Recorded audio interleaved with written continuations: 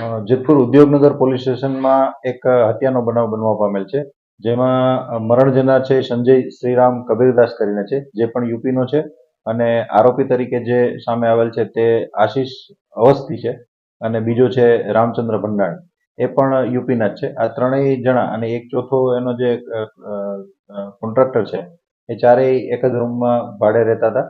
Contractor 14 તારીખે સુરત મુકામે ગયેલ હતો, અને આ ત્રણ જણા જ્યારે રૂમમાં હતા ત્યારે મરણ જનાર અને આશીષ અવસ્થી વચ્ચે બોલાચાલી થતા એ બંનેને રકઝક થયેલ હતી, અને રકઝક બાદ આશીષ અવસ્થીએ તેમને ચાકુના ઘા મારી અને સંજય કબીરદાસને મોતને ઘાટ ઉતારેલ છે.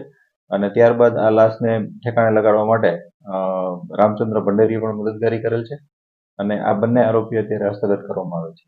ત્યારે હાલ પૂરતા જે બે આરોપી છે એ ડિટેન કરવામાં આવેલ છે, અને વધુ પૂછપરછ પણ ચાલુ છે. વધારે કોઈ સંદિગ્ધ જણાશે તો એમને પણ ડિટેન કરવામાં આવશે. આ બનાવનું કારણ એવું છે કે જે મરણ જનાર છે એ 200 રૂપિયા આશીષ અવસ્થી પાસેથી પહેલા લીધેલ હતા, અને આશીષ અવસ્થી પાછો એમની પાસે માંગતા હોય અને ત્યારે એમની પાસે પૈસા ન હોય, એક વસ્તુ એ હતી. અને બીજી, આશીષ અવસ્થીના મધર વિશે જે મરણ જનાર છે એ અપશબ્દો બોલતો હતો, એટલે એમને લાગી આવતા એમણે આ બનાવને અંજામ આપેલ છે. જે બનાવ બનેલ છે તે એની ઓરડીમાં બનેલ છે.